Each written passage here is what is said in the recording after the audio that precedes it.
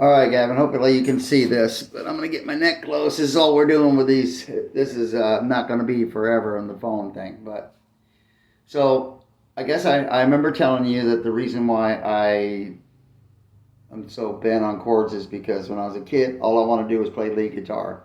And the only chords I really knew were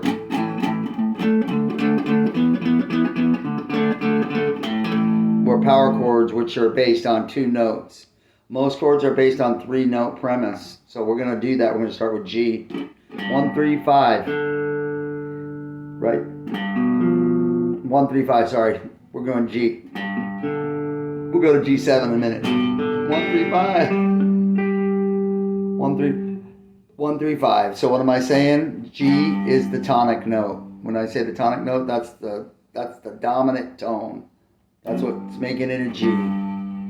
And so we have G, B, and D make this chord. You pretty much play that chord like that. And you add all those notes, you get just repeats, right? Because there's G again. That's G, G, G, right? If I play G down there like this, if I play G there, if I play G there, whatever notes you know on the guitar that you can make up the tones or the notes G, B, D, and G, B, and D, you're gonna have a G chord. No matter what you're playing, piano, guitar, whatever, that's G chord. That's what singers use to do 1, 3, and 5 part harmonies. So I hope we're good there. Let me know if I run too fast, but this is where we're going. G chords. Now, of course, you can move those shapes around anywhere you want, but you're gonna lose that third is open here. If I went to the A, if I went to the 5th fret, you'd have to close that up. 1, 3, 5 again. But, you'd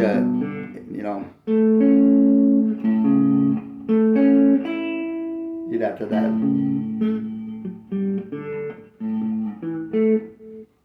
You'd have to play. You play an A like that. See what I mean? There's A. But we're not talking about A. I'm just showing you. Yes, you can move your positions of any chord, which is to your benefit and to your advantage on a guitar for sure.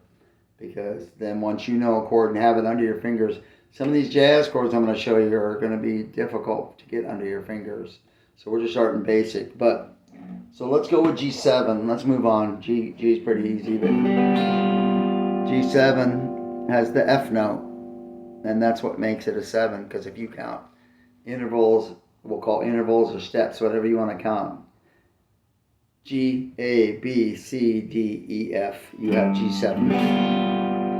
And G7 sounds more country fried there, but if you put it up here in a bar chord, it starts to sound a little bit more like rock and roll, and it starts to sound a little bit bluesier. 7s, and I can tell you right now, 7s and 9 chords are primary blues chords, but that's how you play that G7. You can play it like, I wouldn't play it like this, but okay. You play it like that, I just bar it, it's G7. That helps. That's, I'm on the B, I'm on the G.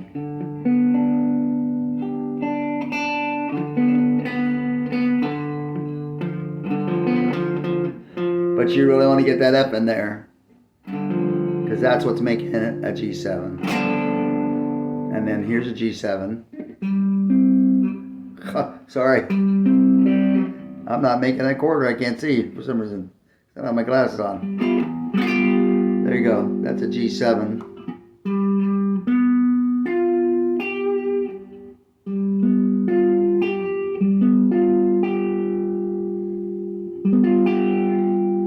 I'm hoping you can see it.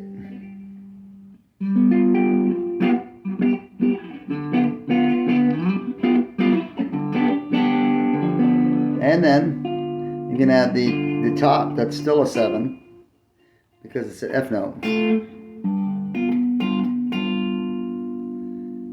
So G7. And if you need to find these chords in a book or online to get G7, because this is hard for us to do, obviously. I play G7 often like this, just with 2 fingers, and then I'll add that, because I can do a lot with that. Especially if I'm riffing around or.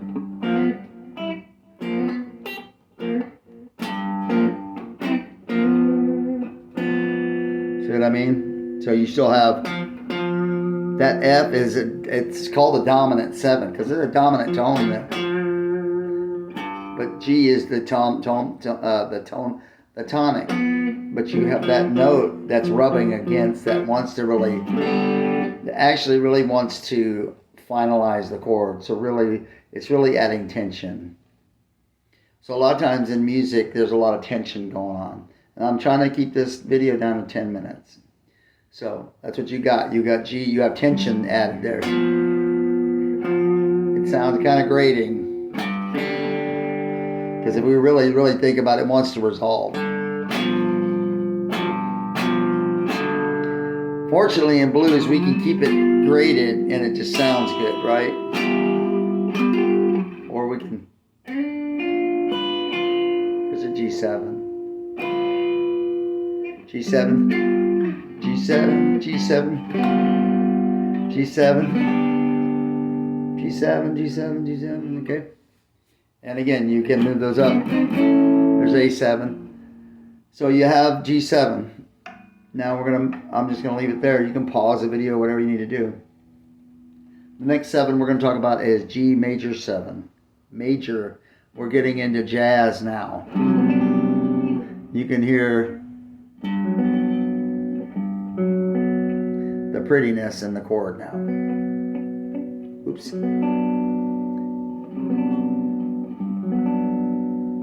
That's how you play a G7 jazz. Well, I play it like this, with my thumb over top.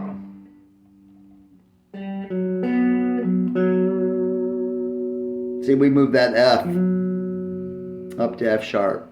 And that's a G major 7. It went from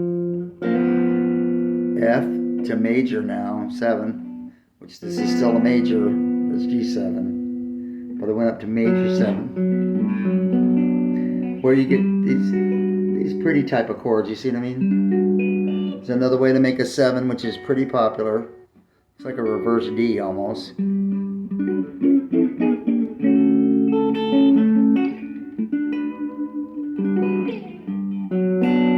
make a G7 major 7 like this.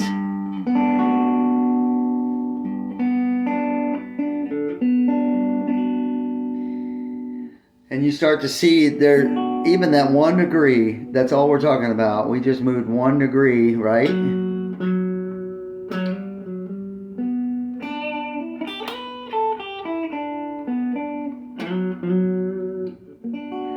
That's primary. I mean, that's what you're going to be playing against when you play on top of these chords, when you play solos. Then if you were to play a G7, boy,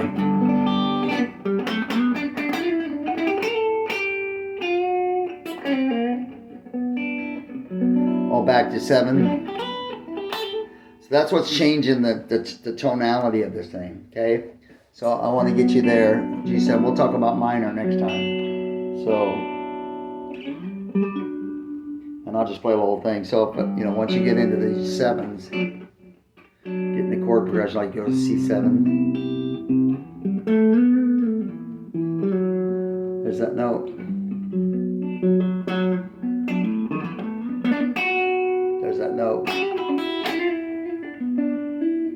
Also play a G7 like this. Anywhere you can find those notes, and you can learn the notes yourself and find out where you want to play. You can play inverted chords, no matter what, however those chords line up to make that chord. And what's so important is because if you're down here playing, you're down here, right?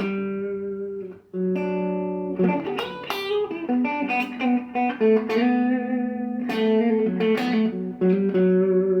I'm looking for that target note, like you said, you called it a target note. That's a target note, sure.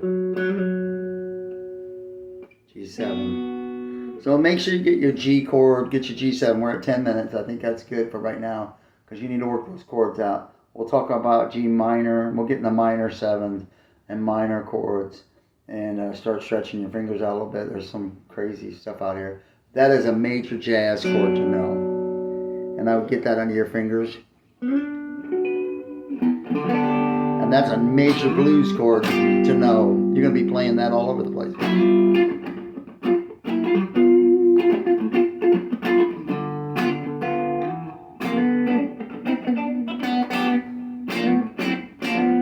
Even in country. Right? That's another way to play that 7, by the way, but we'll talk about that later. But that's a blues way. And then go back to major 7, G major 7. It's got the pretty sound. So now you're going to be playing.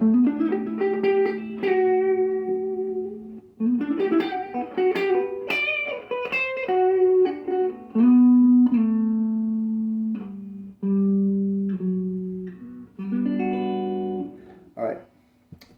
Have fun with that for a little bit. Let me know what you think, how this lesson's going. You can rate my lessons, but maybe we get this better with a different camera soon because then the phone thing sucks. But if you have problems with the fingerings and stuff, you can find that online to help you. But you need to get these chords under you. The more chords you know, the more sound that you have in your ear, the more you're going to be able to play. Because when you start playing lead guitar, you're going to start playing the notes on the chord, because that's what you're doing. You're spelling out the chord, and that's what lead guitar really is. And then it can be as creative as you want. Obviously, you're not going to just spell out the chord like it is, but there's where the expression comes in. So hope that helped.